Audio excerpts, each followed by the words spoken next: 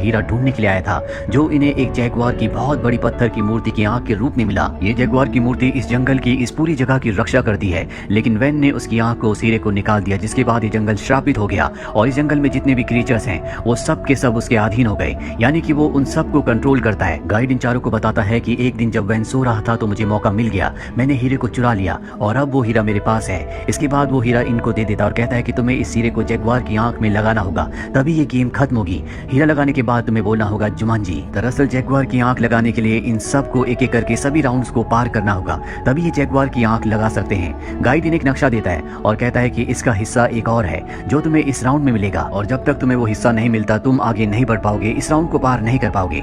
Guide यहाँ से चला जाता है और अब यहाँ पर वैन के बहुत सारे लोग इनके ऊपर हमला कर देते हैं। इस हमले में रूबी मारी जाती है, लेकिन उसके पास 3 लाइफ लाइन है, इसीलिए वो एक बार फिर से जिंदा हो जाती है। ये देखते हैं कि रूबी के हाथ में जो 3 लाइन्स थी उनमें से एक लाइन मिट चुकी है, शैली की भी एक लाइन मिट चुकी होती है। ये समझ जाते हैं कि इनके पास 3 मौके हैं, अगर इन्होंने 3 मौके खो दिए तो ये इस गेम में मारे जाएंगे। अभी सब के सब झरने से कूदकर वैन के लोगों से बच जाते हैं। रास्ते में स्पेंसर जो कि ब्रेवस्टोन है, साथ ही फ्रेड जो कि मोज है, इन दोनों के बीच में आर्गुमेंट्स हो जाते हैं और यहाँ पर फ्रेड यानी कि मोज ब्रेवस्टोन यानी कि स्पेंसर को ऊपर से नीचे धक्का दे देता है, जिससे उसकी मृत्यु हो जाती है। पर अगले पल वो ऊपर से दोबारा आ जाता है, यानी कि उसकी भी एक लाइफ लाइन अब खत्म हो चुकी है। ये सब फैसला करते हैं कि आपस में नहीं लड़ेंगे बल्कि एक दूसरे का साथ देंगे, क्योंकि इन्हें किसी भी कीमत पर इस गेम को खत्म करना है। ये सब के सब यहाँ से आगे बढ़ते हैं और एक गांव में पहुंचते हैं, जहाँ पर मूज केक खा लेता है जो उसे नहीं खाना चाहिए था। वो उसकी कमजोरी है, केक खाने के बाद उसकी मृत्यु हो जाती है और मूज की भी एक लाइफ लाइन खत्म हो चुकी है। अभी इनके पास एक बच्चा आता है और कहता है वेलकम टू जुमांजी, और इन सबको अपने साथ ले जाता है जहाँ पर एक लकड़ी का बॉक्स है।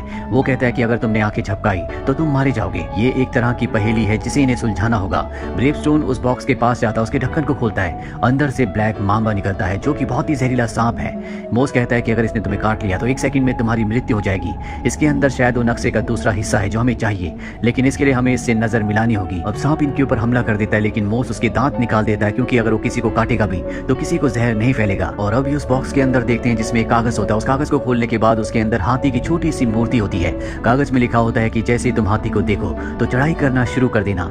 ये समझ जाते हैं कि नक्शे का दूसरा हिस्सा ये नहीं है, इन्हें अभी भी उसे तलाश करना होगा। अब जब ये बाहर आते हैं तो वैन के लोग इनके ऊपर हमला कर देते हैं। वैन भी यहाँ पर आ जाता है, पर इससे पहले कि इन सबको पकड़कर यहाँ से ले जाया जाता है, यहाँ पर एक आदमी आता है जो इन सबको निकाल कर एक खुफिया रास्ते से इस जगह से ले जाता है। जल्दी इन्हें पता चल जाता है कि ये और कोई नहीं बल्कि एलेक्स है, जो आज से 21 साल पहले इस गेम के अंदर सबसे पहले आया था। उसकी 2 लाइफ लाइन पहले ही खत्म हो चुकी है और अब उसके पास सिर्फ 1 लाइफ लाइन है। अगर वो मारा गया तो सच में मारा जाएगा। चारों को ये भी पता चलता है कि नक्शे का जो दूसरा हिस्सा था वो कोई कागज का टुकड़ा नहीं बल्कि एलेक्स था, जो कि अब इन्हें मिल चुका है। ये एलेक्स को विश्वास दिलाते हैं कि सब उसे मिलकर बचाएंगे और इस गेम को खत्म करेंगे ताकि सब के सब अपने घर वापस पहुंच जाएं। लेकिन इस घाटी को पार करने के लिए इन्हें एक गाड़ी चाहिए। गाड़ी जहां पर होती है वहां पर बहुत सारे गार्ड्स भी हैं। इन्हें सबसे पहले उनका ध्यान भटकाकर गाड़ी को हासिल करना होगा। अब इनके साथ जो रूबी होती है वो गार्ड्स का ध्यान भटकाने के लिए जाती है और पीछे से सब के सब उस जगह पहुंच जाते हैं जहां पर गाड़ियां हैं। यहाँ पर हेलीकॉप्टर भी है। ये इस जगह से निकलने के लिए हेलीकॉप्टर चूज करते हैं। रूबी भी अपनी डांसिंग स्किल के साथ साथ फाइटिंग स्किल को भी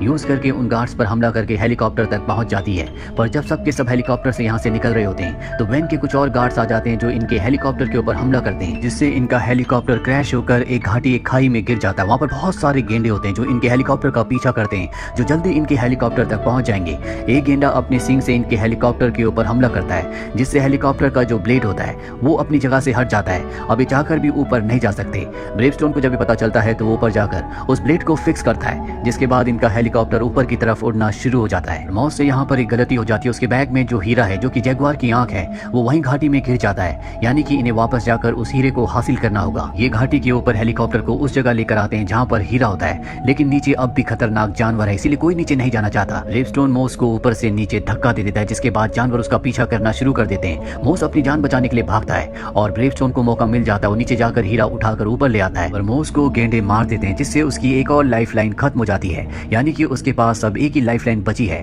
अब इस सब के सब घाटी पार करके ऊपर आ जाते हैं, जहाँ पर एलेक्स को एक मॉस्किटो काट लेता है। ये उसकी एक वीकनेस है, जैसे कि मॉस की केक थी जिसे खाकर उसकी मृत्यु यानी कि एक लाइफ लाइन खत्म हो गई थी, इसीलिए अब यहाँ पर एलेक्स भी मर रहा होता है। शैली जिसके पास अब भी 2 लाइफ लाइन है वो अपनी एक लाइफ लाइन एलेक्स को दे देती है, जिससे उसकी जान बच जाती है। यहाँ पर जो ब्रेवस्टोन है वो मार्था को प्रपोज करता है। वो बताता है कि जब हम 7th स्टैंडर्ड में थे तब मैंने तुम्हें पहली बार देखा था और तब से मैं तुमसे प्यार करता हूँ। अब यहाँ पर मार्था भी उसे पसंद करने लगी है, क्योंकि वो असली दुनिया में एक बहुत ही डरपोक लड़का था लेकिन इंटेलिजेंट था, पर यहाँ पर वो इंटेलिजेंट भी है और एक बहादुर इंसान भी, इसीलिए मार्था उसकी प्रपोजल को एक्सेप्ट कर लेती है अब ये सब के सब फाइनल राउंड में पहुंच चुके हैं, जहां पर ये जैगुआर की बड़ी मूर्ति को देखते हैं जिस तक इन्हें पहुंचना है। पर उस जैगुआर की मूर्ति की रक्षा असली के जैगुआर कर रहे हैं। ब्रेवस्टोन तय करता है कि वो पेड़ों के ऊपर से जाएगा, पर वो गलती से पेड़ से नीचे गिर जाता है, जिसके बाद जैगुआर उसे मार देते हैं। उसकी भी एक लाइफलाइन खत्म हो जाती है, यानी कि अब उसके पास भी एक ही लाइफलाइन है। इसीलिए तय करते हैं कि ये अलग अलग रास्ते से जैगुआर की मूर्ति तक पहुंचेंगे। यहाँ पर मूस और शैली अलग रास्ते से दोनों एक साथ जाते हैं। रूबी यहाँ पर वैन के लोगों से फाइट कर रही होती है, क्योंकि वो इन्हें रोकने के लिए यहाँ पर पहुंच गए होते हैं, और ब्रेवस्टोन जो कि सीधे रास्ते से आगे बढ़ रहा होता है। एलेक्स यहाँ पर जैगुआर का ध्यान भटका रहा होता है ताकि वो किसी के ऊपर हमला ना करे। अब यहाँ पर वैन भी आ चुका है जो शैली को पकड़ लेता है, लेकिन मूस को यहाँ पर एक हाथी दिखता है जिसके ऊपर बैठकर वो मूर्ति तक पहुंच जाता है। ब्रेवस्टोन देखता है कि वैन के एक आदमी ने रूबी को पकड़ लिया है, वो उसकी जान बचाता है और वैन के आदमी की बाइक लेकर उस जगह पहुंच जाता है जहाँ पर मूर्ति है। ब्रेवस्टोन देखता है कि वैन ने शैली को गन पॉइंट पर ले रखा है और वो ब्रेवस्टोन से कहता है कि अगर तुमने मुझे हीरा यानी कि आंख नहीं दी तो मैं शैली को गोली मार दूंगा। ब्रेवस्टोन कहता है कि मेरे पास वो हीरा नहीं है, और तभी यहाँ पर एक बहुत बड़ा हाथी आता है जिसके ऊपर मॉस बैठा होता है। हाथी सभी जैगुआर को कुचलता हुआ मारता हुआ आगे बढ़ रहा होता है, और हाथी के ज्यादा हिलने डुलने की वजह से मॉस के हाथ से हीरा छटक कर ऊपर गिर जाता है। साथ ही यहाँ पर वैन की गन भी गिर जाती है। ब्रेवस्टोन को वो लाइन याद आती है जो हाथी वाली मूर्ति के साथ कागज में लिखी हुई थी कि जब भी हाथी को देखो तो ऊपर की तरफ जाओ। और अब ब्रेवस्टोन उस तरफ बढ़ने लगता है जहाँ पर उसे जैगुआर की आंख को लगाना है, यानी कि हीरे को फिक्स करना है। हालांकि बहुत मुश्किल होता है, लेकिन वो अपनी बाइक से अपनी जान पर खेलकर उस जगह तक पहुंच जाता है। वहीं दूसरी तरफ शैली को दिखाया जाता है जो अब जैगुआर की आंख तक यानी कि हीरे तक पहुंच जाती है, पर वैन वहां पर आकर अपनी शक्तियों से उसके चारों तरफ सांपों को इकट्ठा कर देता है। सांप उसकी कमजोरी है, यानी कि वो सांप से मर सकती है, लेकिन अब भी इसके पास 2 लाइफ होती है। इसीलिए शैली उस जगह पहुंचकर उस हीरे को उठा लेती है। सांप की वजह से उसकी मृत्यु हो जाती है, पर मृत्यु के बाद उसे एक और लाइफ मिलती है, जिसके बाद वो उस जगह पहुंच जाती है जहां पर ब्रेवस्टोन है। वो ऊपर से नीचे गिरते हुए ब्रेवस्टोन के हाथ में जैगुआर की आंख दे देती है। जैगुआर उस आंख को जैगुआर की आंख की जगह पर लगा देता है, लेकिन यहाँ पर कुछ भी नहीं बदलता। और तभी सबको याद आता है कि आंख लगाने के बाद इन सबको जुमांजी कहना है, अभी ये गेम खत्म होगी। अभी सब के सब एक साथ मिलकर जुमांजी कहते हैं, और जुमांजी कहते ही यहाँ पर जंगल पहले की तरह हरा भरा हो जाता है। साथ ही वैन भी यहाँ से गायब हो जाता है। यहाँ पर वो गाइड आता है जिसने इन्हें जैगुआर की आंख यानी कि हीरा दिया था। वो इन सब का शुक्रिया अदा करता और कहता है कि तुमने हमारे जंगल को यानी कि जुमांजी को श्राप मुक्त कर दिया, वो पहले की तरह हरा भरा हो गया। वो एक एक करके सबसे हाथ मिलाता है, और जैसे वो हाथ मिलाता है सब के सब वहीं वापस आ जाते हैं जहाँ से इन्होंने गेम शुरू की थी। लेकिन ये चारों ये देखकर हैरान होते हैं कि एलेक्स इनके साथ यहाँ पर नहीं आया। ये सब के सब यहाँ से निकल जाते हैं, और रास्ते में जब ये एलेक्स के घर के आगे से गुजरते हैं जिसे फ्रीक हाउस कहा जाता था, जो पूरी तरह से अबेंडन था, अब वो एक खूबसूरत घर होता है। और तभी एलेक्स अंदर से निकलता और बताता है कि जुमांजी गेम ने मुझे वापस मेरे वक्त में भेज दिया था, यानी कि 1996 में जब मैंने उस गेम को खेला था और उस गेम की दुनिया में चला गया था। उसके बाद मैंने शादी की, मैंने एक अच्छी जिंदगी जी। आज मेरा एक बेटा और एक बेटी है। मैंने अपनी बेटी का नाम शैली यानी कि बेथनी रखा है, क्योंकि बेथनी ने ही मुझे अपनी पावर अपनी लाइफ देकर जिंदा किया था। ये चारों के चारों जो पहले कभी अच्छे दोस्त नहीं हुआ करते थे, अभी सब के सब अच्छे दोस्त हैं। स्पेंसर जिसका गेम में नाम ब्रेवस्टोन था, उसका मार्था से यानी कि रूबी से अब रिलेशनशिप है। दोनों एक दूसरे से प्यार करते हैं, और अब ये उस गेम को भी तोड़ देते हैं जिस गेम की वजह से ये जुमांजी जंगल में पहुंच